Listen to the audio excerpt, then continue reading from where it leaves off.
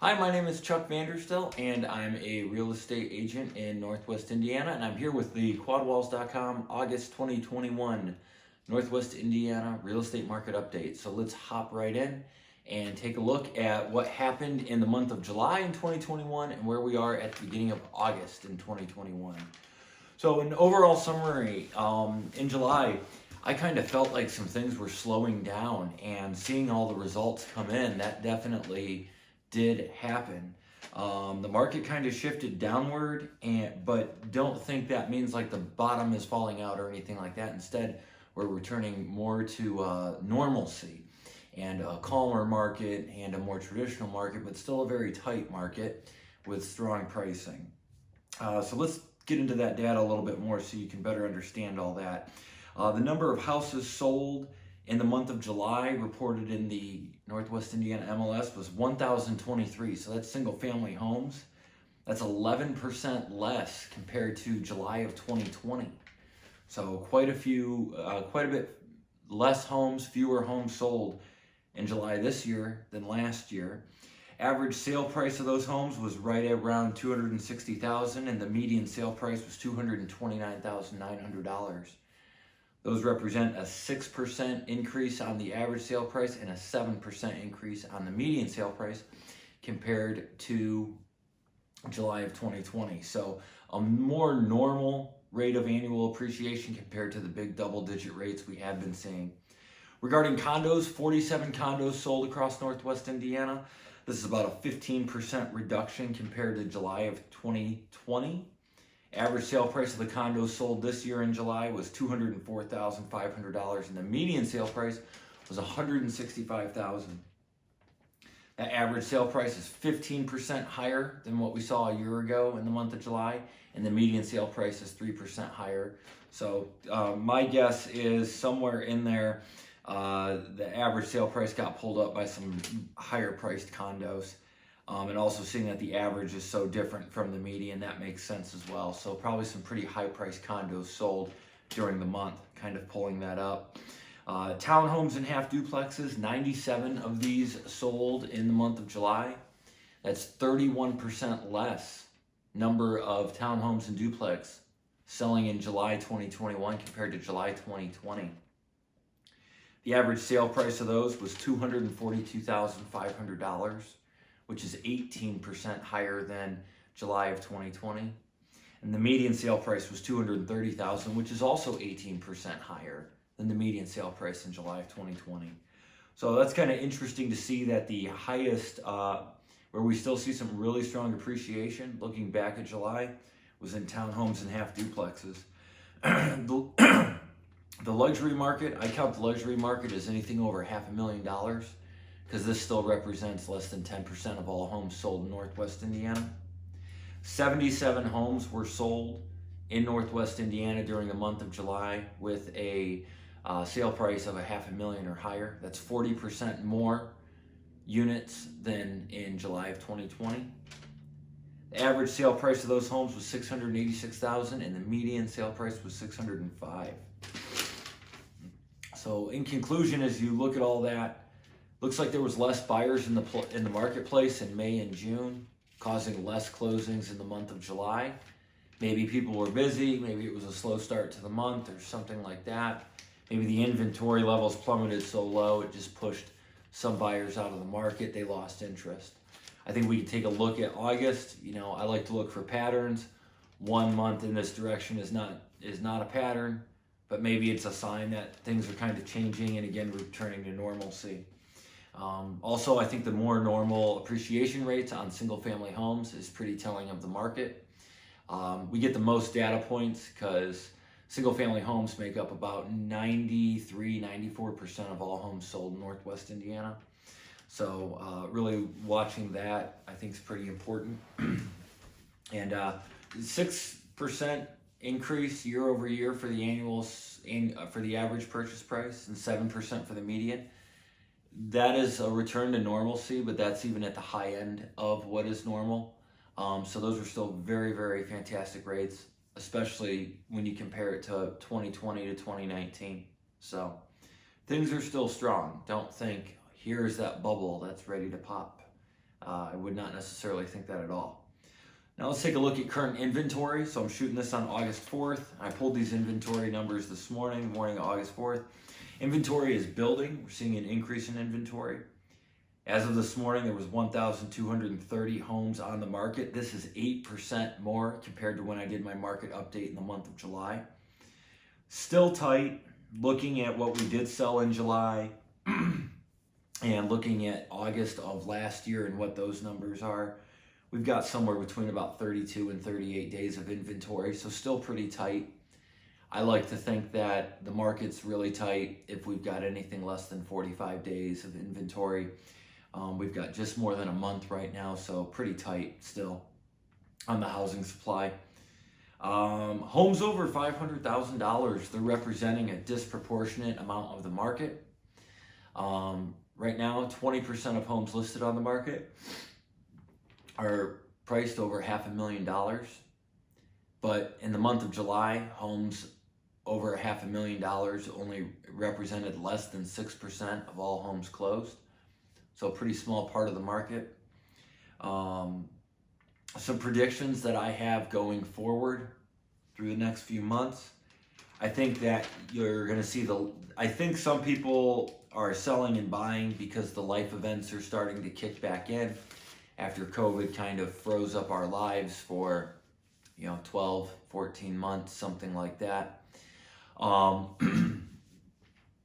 I talk a lot about major life events because major life events really do drive the housing market in every community. Births and deaths and divorces and marriages and engagements and graduations, job relocations, all those types of things. I think those are really kicking in, which means some people have to sell and some people have to buy. You've got a lot of strong motivation there to do it. For those people that have to sell, I think we might see some price reductions coming. I think there might just be some overzealous pricing in the marketplace. Some of it's very accurate, and again, homes are still selling, the inventory is still pretty tight, but I think more and more home sellers, you heard of these high prices and these just really great numbers happening in April and May and June, and here they are in August trying to sell. Still a perfectly fine time to buy and sell, but I think just some people are kind of overshot what they have and where the market's really at. So I think we might see some price drops. Good amount of buyers are going to have left the marketplace. So Northwest Indiana gets a little snowy around here. Most people's leases in this area expire between March and July. And this is a lot of what kicks in the early spring buying frenzy. People want to lock up a home purchase before their lease expires. If, for example, your lease expires in May, you should be taking the home search pretty serious by late February. Hopefully putting something under contract in February or March, which is going to close in April. And get you in so you can walk away from your lease that expires on May 1st. You have to keep all of that in mind. As we get into August, a lot of people who had leases expiring by now might have re-signed, or they've moved on to a different rental because they got edged out of the market, they got intimidated by the market, they got fatigued by the market. It was pretty wild back in May and June. July, we saw things slow down. We saw the number of closings slow down. And to me, it still feels a little slow. Push into fall. So a lot seems to change in August in Northwest Indiana. It's like almost like a change as the time of year. Some people think summer's over when the fair leaves town, despite the fact it's summer until the third week of September. Maybe you've got some brand new packs of Crayola crayons in your house right now as kids are preparing to go back to school, establish those new routines, and kind of get all that rolling to end summer, and then we push into fall, and then we get into the holiday season. And you might think, why does this guy already talk about that? I know how much time goes into helping people find a home or prepare their home to sell and get it on the market and get the deal done. Excuse me. So I'm really aware of that. Fall is a great time to sell a house. Fall is a great time to buy a house. I actually enjoy working August through February more than the spring panic and early summer panic. It's an excellent time to sell and buy. Things are a little bit more calmed down, and you've got your most serious of the serious out there looking for homes and selling homes and those types of things. So it's a really great time. That leads into how I'm going to conclude this video. If you're getting tired of watching me or seeing me trying to hold off yawns, there's another one. I'm almost done. I just want to end with some advice. I usually do that. My advice for sellers: if you're thinking about selling your house, have a conversation and get your home on the market. Yep, it's early August. Yes, we saw the market slow down a little bit in July. Things are still real tight, still a real strong market. Good chance you're going to get a high price for your home still, because prices are up. And but that 2-month period we went through where you could just advertise your home as is, really limit your financing type. Some of that might be waning. You might just need to be a little bit more cooperative with some buyers, and that's okay. But yeah, if you're thinking about selling, sell. It's a great time. Buyers, jump back in. If summer was rough, jump back in. If you signed a new lease but you have a somewhat easy early termination clause, maybe just pay a month's rent or 2 months rent, get back in that marketplace. There's a lot less participants right now. It's a much better time to buy compared to that craziness that you experience in the late spring and early summer months. And again, you get some buying in the fall is just a great thing to do. I've owned 2 homes in my life. I've bought both of them in the off season, like in the lower half of the year, and you can really do well. Sellers seem more upbeat. Sellers seem easier to work with. There's not as many buyers and bidding wars breaking out everywhere, and it's just a really fantastic time to buy a home. I mean, this is early August.